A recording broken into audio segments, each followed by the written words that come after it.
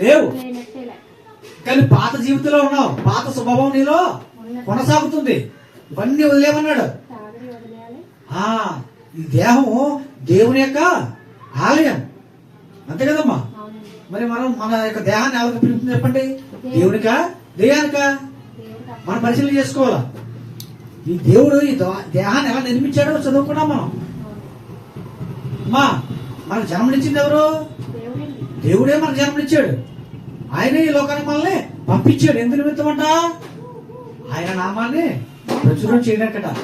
మరి ఎంతమంది మనం ఆయన నామాన్ని ప్రచురణ చేస్తున్నాం? ఎంతమంది ఆయన పరిచర్యలో మనం భాగస్వాములు అవుతున్నాం? ఎంతమంది ఆయన కోసం నిలబడుతున్నాం? భర్త భార్యగా ఉంటాడు, నేను నీకోసమే పుట్టాను, నువ్వు నా కోసమే పుట్టావు చెప్తారు కదా. అదేం కరెక్ట్ కాదండి. దేవుడు ఎందుకు పంపించాడు? ఆయన కోసం పుట్టించాడు. ఎవరికెవరు శాశ్వతం కాదు ఏమా, ఎవరెవరు ఈ లోకంలో శాశ్వతం కాదు. నీకు కూడా నీకు ఎంత బలంగా ఉన్నా, ఎంతమంది ఉన్నా, నీకు కూడా ఎవరు రారు చనిపోయిన తర్వాత. నువ్వు ఒంటరిగా ప్రయాణం చేయాలి. ఎక్కడికి? దేవుని దగ్గరికి. అది మాత్రం మర్చిపోకూడదు. ఎందుకంటే ఈ లోకంలో ఎవరో ఎంతమంది ఉన్నా కానీ నీతో ఎవరో రారు చనిపోయిన తర్వాత. ఇవి వస్తాయట, మన క్రియలే వెళ్తాయట, మనకు కూడా వస్తాయట.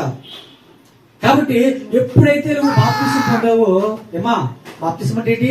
పాత స్వభావాన్ని, పాత జీవితాన్ని పాతి పెట్టాలా. నూతనమైన స్వభావాన్ని మనం, నూతనమైన జీవితాన్ని మనం పొందుకోవడం అంటే అదే కదా బాప్తిసం అంటే. ఓకే, ఇక్కడ ఎంతమంది బాప్తిసం తీసుకున్నారు? అందరూ కూడా బాప్తిసం తీసుకున్నారు కదా? తీసుకున్నారు కదా? ఓకే, చాలా సంతోషం. మరి అసలు విషయం చెప్తండి. బాప్తిసం అంటే అర్థం ఏంటమ్మా? దేవునికి ప్రతిష్ఠ చేయడం. దేవునికి నీ జీవితం సమర్పించావు, మొత్తం నీ జీవితాన్ని, అంతే కదా. ఎప్పుడైతే నువ్వు దేవుని అంగీకరించావో నువ్వు మొత్తం దేవునికి నువ్వు సరెండర్ అయిపోవాలి. ఇంకా ఒకవేళ బాప్తిసం తీసుకుని నా ఇష్టం వచ్చిన నేను వ్యవహరిస్తానంటే, ఇంకా పాత జీవితాన్ని నేను బతుకుతానంటే దేవుడు ఏం ఊరుకోడు. నువ్వు ఇష్టం వచ్చినట్టు లోకంలో తిరుగుతాను నేనంటే ఊరుకుంటానుకున్నారా? ఊరుకోడు. కాబట్టి మనము చూడండి, దేవుడు మనల్ని ప్రేమించి ఎంతగానో ఆయన మనల్ని ఒకరు పంపిస్తే మనం ఏం చేస్తున్నాం? ఆయన కోసం ఏమో ఏం చేస్తున్నాము? ఏం చేయట్లేదు. ఏం చేయాలంటే మనం ఏమైనా మంచి పనులు చేస్తున్నామా? ఆయన సువార్త ప్రకటిస్తున్నామా? ఏమా ఈ యొక్క దేహాన్ని ఏం చేస్తున్నాం మనం? దేవుడికి ఎత్తున్నాం అసలు? దేహాన్ని ఏం చేస్తున్నాం మనం? మనం ఏం చేయాలంటే దేహాన్ని ఇప్పుడు కూడా మనం పవిత్రంగా ఉంచాలి. ఎందుకంటే ఇది పరిశుద్ధాత్ముడికి ఆలయమై ఉన్నది. కాబట్టి మనం చాలా జాగ్రత్తగా దేవుడు మనల్ని ఎందుకు ఈ లోకానికి పంపించాడనేది ఆలోచన చేస్తే మనకంటూ ఒక బాధ్యత ఉంది. ఏమా, ఇప్పుడు ఒక కుటుంబానికి పెద్ద ఎందుకు ఉంటాడు? కుటుంబం మీద బాధ్యత ఉంటుంది. పిల్లల్ని పెంచాలా, వాళ్ళకి వివాహం చేయాలా, వారికి ఏ కష్టం వచ్చినా ఎవరు చూడాలా?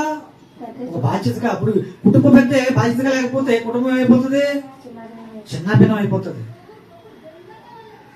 కాబట్టి లోకంలోకి వచ్చిన మనందరికి కూడా బాధ్యత పెట్టాడు దేవుడు. కాబట్టి మన బ్రతుకులు ఒకప్పుడు ఎలా ఉన్నాయి, ఇప్పుడు ఎలా ఉన్నావు క్రీస్తులోకి వచ్చాక? నూతనంగా నీ బ్రతుకు లేకపోతే నువ్వు ఎన్ని సంవత్సరాలు ఆరాధన చేసిన ఉపయోగం లేదు. ఏమంటాడా రోజున? అక్రమ చేయవారు నా ఎదురు నుండి తొలగిపోడు అంటాడు. మనం చాలా జాగ్రత్తగా ఉండాలా. ఎందుకంటే రోజులు గడిచిపోతున్నాయి, సంవత్సరాలు గడిచిపోయాయి ఏమా, రోజులన్నీ గడిచుకుంటూ వచ్చేసాయి. మరి దేవుని కోసం వెనక చూస్తే ఏ కార్యం చేసావు నువ్వు? దేవుని కోసం నువ్వు ఎలా నిలబడ్డావు నువ్వు? ఆయన నిన్ను పంపించాడు కదా. నిన్ను రొప్పించి నిన్ను తల్లి గర్భంలో 9 నెలలు చాలా జాగ్రత్తగా కాపాడాడు ఆయన. మరి నువ్వు రావడానికి ఎవరు కాపుదల ఉంది చెప్పండి? దేవుని కాపుదల లేకపోతే ఈ లోకానికి ఎవరు రాడు. ఏమంతే కదా. కాబట్టి ఆయన కాపుదల ఉంది కాబట్టి ఇన్ని సంవత్సరాలు మనం ఈ భూమి మీద బ్రతకగలిగాం. మరి అలాంటి దేవాతి దేవుడు మరి మన కోసం వచ్చి లోకంలో ఆయన మన కోసం మరణిస్తే మనం ఏం చేస్తున్నాం? ఆయన కోసం